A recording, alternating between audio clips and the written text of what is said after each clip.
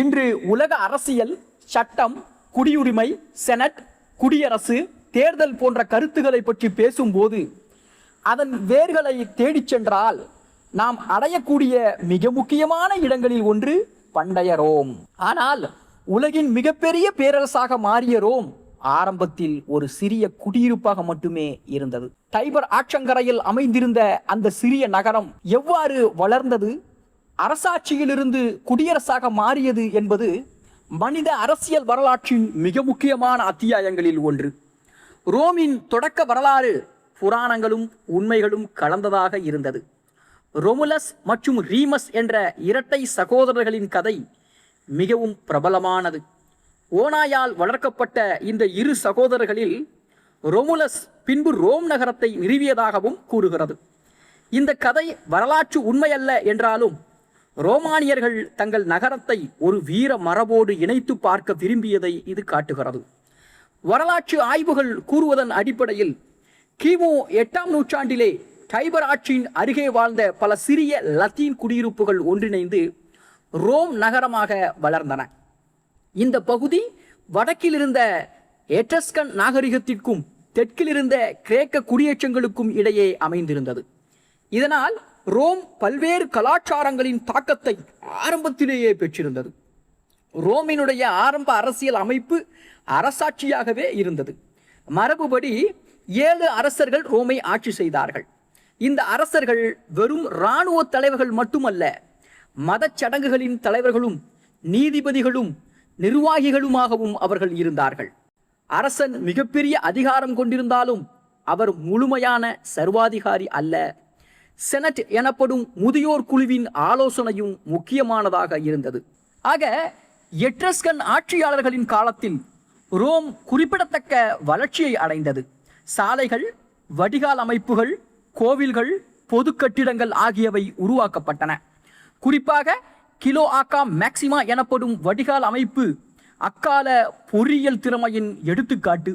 இதன் மூலம் ரோம் ஒரு சாதாரண கிராமத்திலிருந்து நகரமாகவே மாற துவங்கியது.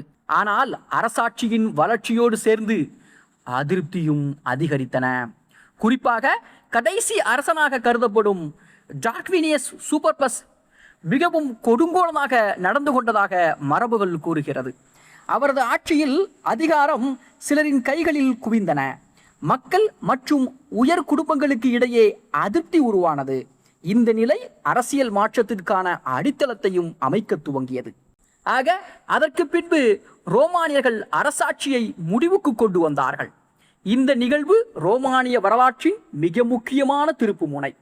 அரசன் என்ற பதவி நீக்கப்பட்டது. அதன் இடத்தில் குடியரசு அமைப்பு உருவாக்கப்பட்டது. இதுவே பின்பு உலக அரசியல் வரலாற்றில் மிகப்பெரிய தாக்கத்தை ஏற்படுத்திய ரோமானிய குடியரசின் துவக்கமாகவும் அமைந்திருந்தது. குடியரசு அமைப்பின் மையத்தில் 2 கான்சல்கள் இருந்தன. அவர்கள் ஒரே நேரத்தில் ஆட்சி பொறுப்பை வகித்தார்கள். ஒருவருடைய அதிகாரத்தை மற்றொருவர் கட்டுப்படுத்தும் வகையில் இந்த அமைப்பு வடிவமைக்கப்பட்டிருந்தது.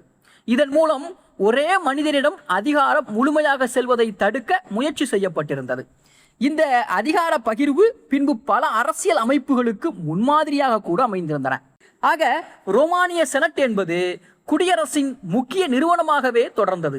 ஆரம்பத்தில் அது ஆலோசனை குழுவாக இருந்தாலும் காலப்போக்கில் உண்மையான அரசியல் சக்தியின் மையமாகவே மாறியது.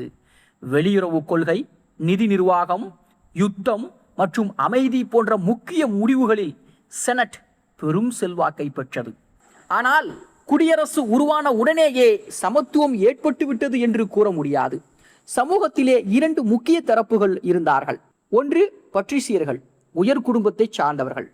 பின்பு பிளீபியர்கள், சாதாரண மக்கள். அரசியல் அதிகாரம் பெரும்பாலும் பட்ரிசியர்களிடத்திலேயே இருந்தது.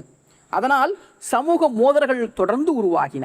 பிளீபியர்கள் தங்கள் உரிமைகளுக்காக நீண்டகால போராட்டத்தையும் மேற்கொண்டார்கள். அவர்கள் நகரத்தை விட்டு வெளியேறி அழுத்தம் கொடுத்த சம்பவங்களும் நடந்தன. இந்த போராட்டங்களின் விளைவாக ட்ரிபியூன் என்ற பதவியும் உருவாக்கப்பட்டது. ட்ரிபியூன்கள் பிலிப்பியர்களின் நலன்களை பாதுகாக்கும் அதிகாரத்தை பெற்றார்கள்.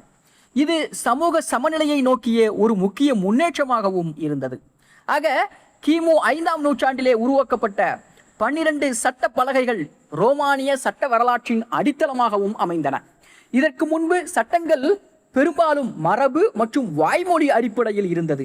இப்போது அவை எழுத்து வடிவிலே பதிவு செய்யப்பட்டன. இதன் மூலம் சட்டம் என்பது அனைவருக்கும் தெரியும் ஒன்றாக மாறியது. நீதியின் அடிப்படை வெளிப்படைத்தன்மை என்ற கருத்து மிகவும் வலுப்பெற்றது. அதை போல ரோமினுடைய ஆரம்ப காலம் தொடர்ச்சியான யுத்தங்களின் காலமாகவும் கூட அமைந்திருந்தது. லத்தீன் சபை மற்றும் எட்ரஸ்கன் சமூகங்களோடு மோதல்கள் நடந்தன. இந்த யுத்தங்கள் ரோமின் இராணுவ அமைப்பை வலுப்படுத்தியது. ஒவ்வொரு வெற்றியும் நகரத்தின் செல்வாக்கை அதிகரித்தது. அதே சமயம் தோல்விகளில் இருந்தும் ரோமானியர்கள் முக்கிய பாடங்களை பெற்றுக்கொண்டார்கள். ரோமின் தனித்துவமான வலிமை அதன் தோல்விகளை சமாளிக்கும் திறனில்தான் இருந்தது. பல நகரங்கள் ஒரு பெரிய தோல்விக்கு பிறகு சிதைந்து போயிருந்தன. ஆனால் ரோம் தோல்வியடைந்த போதும் மீண்டும் எழுந்தது. இந்த மனநிலைதான் பின்பு அதன் பேரரசு வெற்றிகளுக்கான அடித்தளமாகவும் அமைந்தது.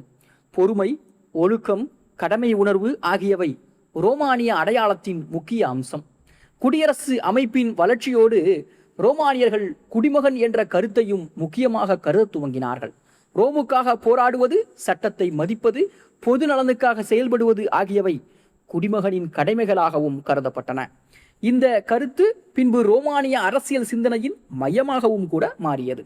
ஆக கிமு 4ஆம் மற்றும் 3ஆம் நூற்றாண்டுகளில் ரோம் இத்தாலி தீபகற்பத்தின் பெரும் பகுதியை தனது கட்டுப்பாட்டிற்குள் கொண்டு வந்தது.